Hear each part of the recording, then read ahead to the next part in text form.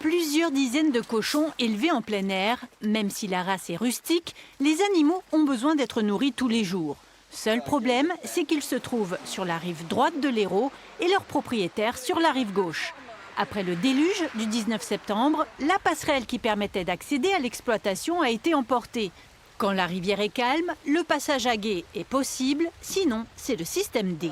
Ouais, principe de la tyrolienne. Bon, je check que je suis quand même bien assuré, tout est fermé. Et maintenant, j'y vais. Depuis un mois, l'exploitation est bloquée car ces éleveurs sont dans l'impossibilité de transporter les cochons en vue de l'abattage. Ça coûte cher de nourrir les cochons et normalement on fait abattre régulièrement toutes les 2 semaines au moins 1 ou 2 cochons à la fois.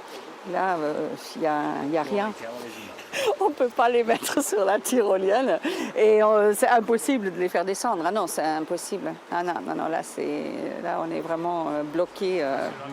C'est l'un des dossiers les plus urgents que le maire de Val-d'Égual doit traiter, un mois après les pluies diluviennes qui ont dévasté une partie de sa commune. On essaye d'obtenir les autorisations de la DDTM en urgence pour justement desservir ces parcelles et que les éleveurs puissent à nouveau aller voir leur bétail en sécurité.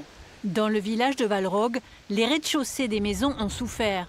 Des petits cours d'eau habituellement inoffensifs ont tout dévasté. Voilà la hauteur de l'eau qu'il y avait. Dans la voiture qui était dans le garage a été inondée.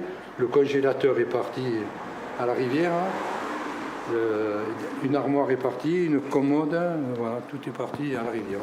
Pour les habitants, la perspective d'un nouvel épisode Cévenol est angoissante. Comme nous avons été pris une première fois, maintenant, on a peur. C'est vrai, on a peur. Et on surveille tout. La moindre chose, on surveille. La commune n'a plus qu'un mois pour finaliser les nombreux dossiers de catastrophes naturelles. 2 inondations, une arrivée du Tour de France et l'épidémie de Covid. Un premier mandat déjà bien rempli pour le nouveau maire de Val-d'Égual.